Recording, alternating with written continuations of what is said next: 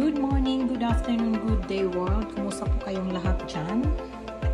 Gumagawa po tayo ng latek. Dahil gagawa tayo ng biko pala. Ito siya, yung latek. Ginagawa ko na. Kanina pa yan. So, paanohin natin na medyo maglapot na siya. Tapos, ito naman yung sweet rice, malagyan.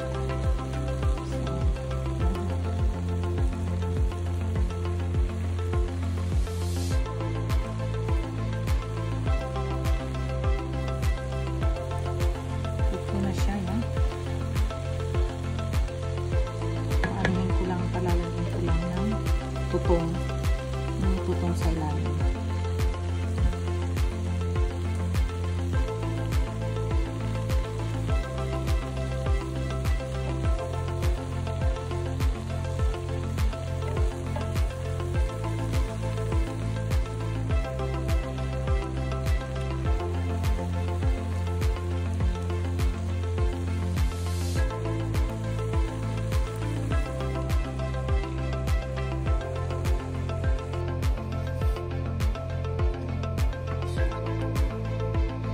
Ang ginamit ko sa kanya ay yung kalamay, yung sugar cane, hindi na pinatigas, yung brown sugar, yun ang ginamit ko na pampatamis.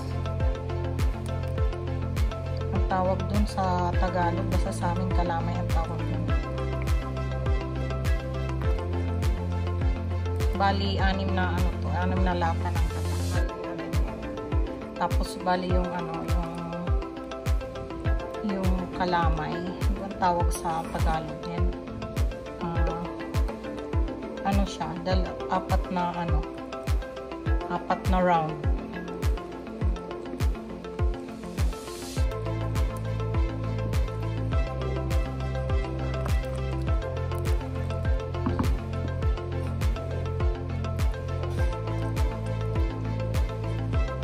Tapos lagyan ko siya ng anis at saka vanilla.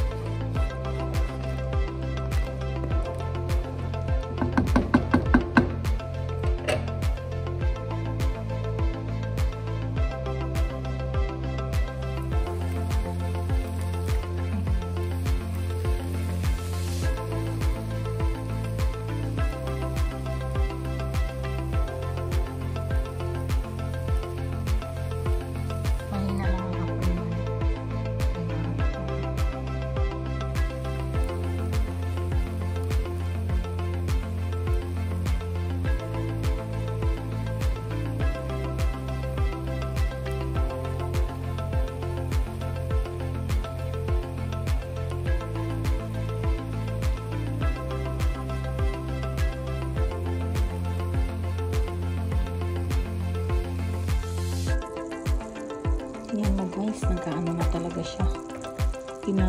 Talagang inano ko yung paggawa ng latik. Yung konti na lang siya. At saka malagkit na talaga siya. Tingnan mo guys. Malapot na yung lining. Ayan, malapot. Hindi ko pa yan pag nagbuo-buo na yung patak na yan, yun na yun. So, hindi pa yan konti and then magiging okay na siya.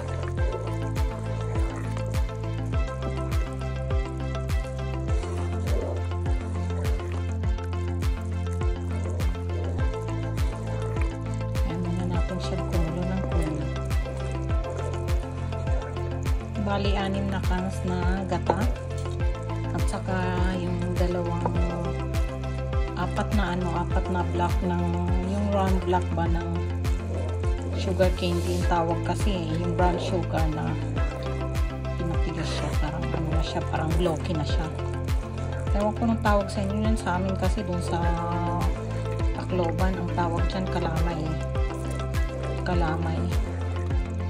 May tawag sa inyo, panutsa ata yung tawag sa inyo panutsa sa Tagalog.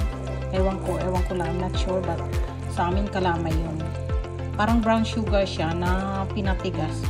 Ang labas niya para na siyang bloke.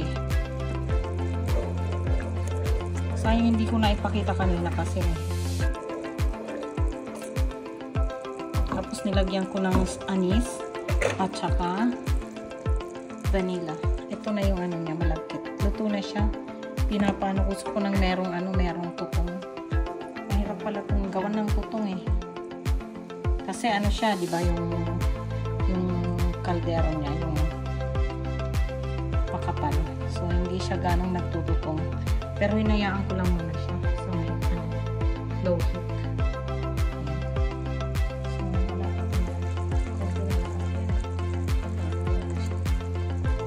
Mamaya itatry ko siya sa tubig. Kasi meron testing kung paano kung pwede na siya sa tubig mamaya. So, ito na yung latik natin sa ayan, tingnan nyo, malagkit na siya. Ayan, o. Diba? So, okay na ata to. Tapos na to. Papatayin na natin.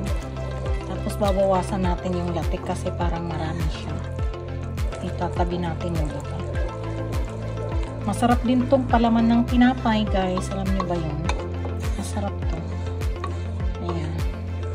Tatabi natin yung iba. Pampalaman ng tinapay. Tingnan nyo, ayan na yun. Tingnan nyo, ganyan na talaga siya. Yun na talaga ang perfect na latik. Teka, mag-ano tayo sa water testing. Natuto ako dun sa lola ko kung paano daw, yung bang luto na daw yung latik. Yung pang tama na siya. Wait lang. Mag-water testing tayo. Tingnan nyo, guys, oh. Diba?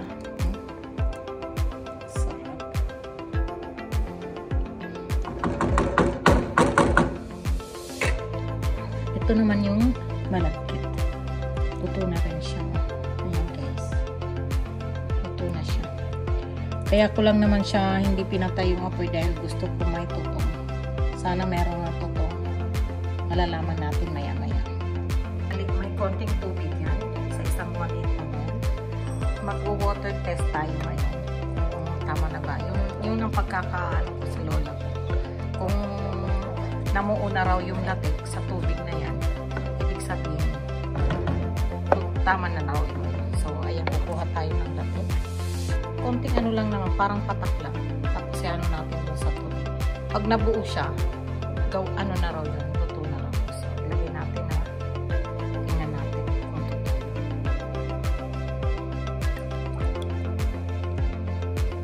So ayan. Parang hindi pa nga. So, hayaan muna natin ang konti. At hindi pa siya buo eh. So, hayaan muna natin ang konti. Dapat bilog siya na hindi na nalulusaw. Ito nalusaw eh. Tingnan nyo. Nalusaw siya eh.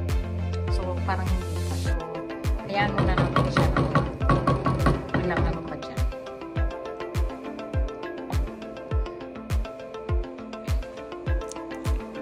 Ayan, guys, sinahalo ko na yung malagkit at saka yung latik. Ayan. Hindi ko nadala yung stand ko. Ayan. Teka lang. Naku, mukhang masarap to. Lalo pa ngayon na ngayon medyo maulan. Ito na. Merong konting tutong kahit papano sa gilid. Ayan. Ayan. Ayan. Lalagay ko lahat yung mga malakit dyan. Ito na yung malakit. Ito yung tutong. Nakagawa ako ng konting. Ayan. Yan yung tutong. Diba? So, ito na yung malakit. Ito na siya. Hinalo ko na yung malakit sa lapit.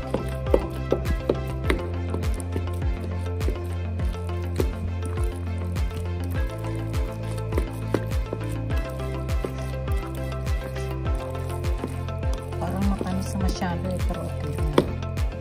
Tekaloin ko lang. Ito na siya. Ito na yung tutong. Binigay ko yung iba doon sa kapatid. Tapos ito na siya yung para sa amin. Tapos ito yung